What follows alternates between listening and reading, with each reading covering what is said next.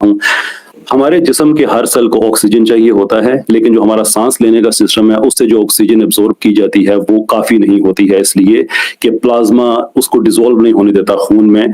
Therefore यानी कि 1 litre खून हो तो उसमें तकरीबन 3 मिलीलीटर जो है उसमें तकरीबन ऑक्सीजन डिसॉल्व हो सकती है। एक रेस्टिंग पोजीशन में हमें तकरीबन 250 मिलीलीटर पर मिनट के हिसाब से ऑक्सीजन चाहिए होती है, जबकि जो ये सांस लेने का प्रोसेस है इससे जो ऑक्सीजन आती है वो तकरीबन 15 मिलीलीटर होती है, जो कि बहुत कम है। इसको रिजोल्व करने के लिए हमारा जिस्म इंटरनली ऑक्सीजन प्रोड्यूस करता है through a very particular protein जिसे हीमोग्लोबिन कहा जाता है। अब हीमोग्लोबिन बनता है सिर्फ रेड सेल्स से। रेड सेल्स वो हमारे जो बोन मैरो में जब डेवलप होते हैं तो वो हीमोग्लोबिन बनाते हैं। अब हीमोग्लोबिन जो है उसके जरिए ऑक्सीजन ने जिस्म में जाना होता है, लेकिन प्रॉब्लम ये है कि अगर वहां पे आयरन के एटम्स ना हो तो ऑक्सीजन उसके साथ अटैच नहीं हो सकती। अब आयरन टॉक्सिक होता है सिस्टम के अंदर, तो वो आयरन जो कि ऑक्सीजन को स्टिक कर सके हमारी हीमोग्लोबिन के साथ, वो आता है हमारे लिवर से एक और प्रोटीन के जरिए जो स्पेसिफिकली इसी पर्पज के लिए बनती है लिवर से, जिसे ट्रांसफेरिन कहा जाता है। और ट्रांसफेरिन जो है वो फिर हमारे स्टेम सेल्स हैं जो कि रेड सेल्स बनते हैं बाद में, उनके जो मेम्ब्रेन है, आउटर सरफेस है, वहां पे लॉक होते हैं और आयरन को डिलीवर करते हैं। वो आयरन लगती है फिर हमारे हीमोग्लोबिन पे और फिर ऑक्सीजन लगती है हमारे उस आयरन के साथ और ये पूरे जिस्म में जाती है। ये इतना कॉम्प्लेक्स सिस्टम है और इतना जबरदस्त सिस्टम है। As an honest person, would you believe for a second कि ये डिजाइंड नहीं है बल्कि सेट ऑफ रैंडम एक्सीडेंट्स का प्रोडक्ट है? बहुत ही खूबसूरत सवाल किया राजा साहब, और मैं एक्सपेक्ट कर रहा था कि आप ये क्वेश्चन जो है जरूर करेंगे। एज एन ऑनेस्ट राजा साहब आपके 15 मिनट कंप्लीट हो, ठीक है। एज एन ऑनेस्ट पर्सन राजा साहब, आपने जब इसी से मिलता जुलता पॉइंट उठाया था, जब आपने ब्लू आइज और ब्राउन आइज का जो न्यूक्लियोटाइड सीक्वेंस है वो लोगों को दिखाया था, और आपने कहा था कि क्या खूबसूरत सीक्वेंस है और इतना इंट्रिकेट प्रोसेस जो है वो क्या ब्लाइंड है।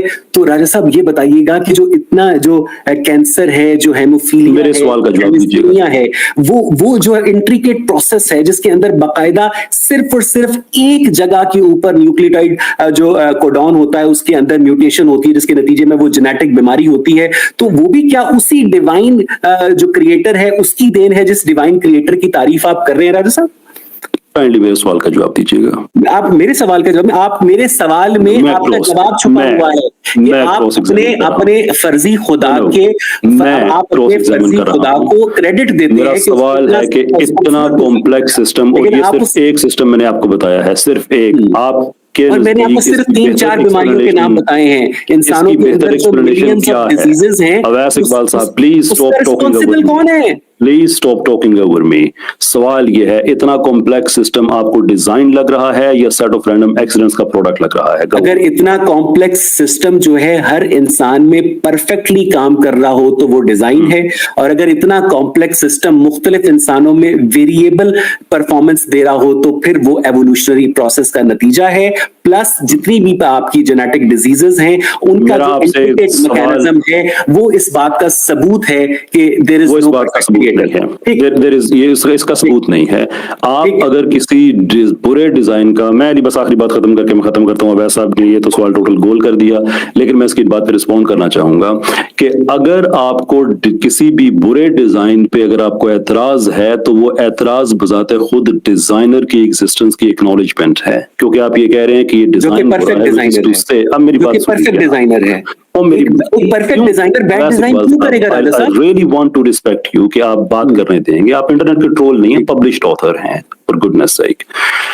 बैड डिजाइन का इल्जाम बजाते खुद डिजाइनर की एग्जिस्टेंस की एक्नॉलेजमेंट है। आपकी एक जाती डिसएग्रीमेंट है कि ये नहीं होना चाहिए था, but that is not to say कि डिजाइनर नहीं है।